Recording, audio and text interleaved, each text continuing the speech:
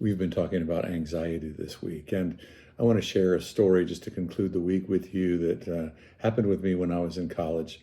I was plagued by anxiety. I was just and that cycled into depression over time.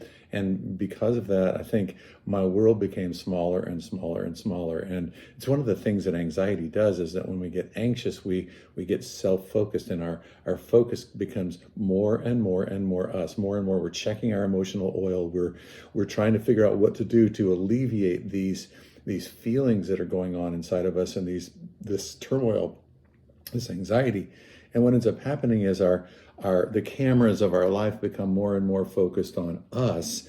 And I remember I was sitting in the den of some really close friends of mine, and my mom's my best friend's mom came into the room, and she said, she just asked me how I was doing, and I said how I was doing, and she stood there and looked at me, and she said, "You just can't get your eyes off of yourself, can you?"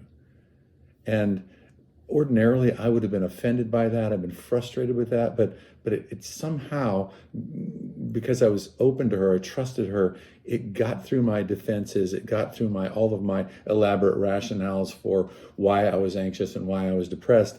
And it started a excuse me, a cycle in me of thinking, wait a minute, this has got me completely self-absorbed, and I have completely just looked at myself. I've not really turned the lens of my heart and the lens of my life back to the Lord, and the lens of my life back to loving others well. And it's one of the things that anxiety does, is it causes all the lens and all the focus to become on us, when the Lord will often, and I think that's one of the mysteries, one of the beautiful dynamics and mysteries of Philippians 4, 6, and 7, is that when you start thanking God when you're anxious, it actually causes your focus to get off of you and onto Him, onto you and something else. And so when we focus back on the Lord, we refocus back on the Lord, and we do that consistently, anxiety starts to lessen and lessen and lessen.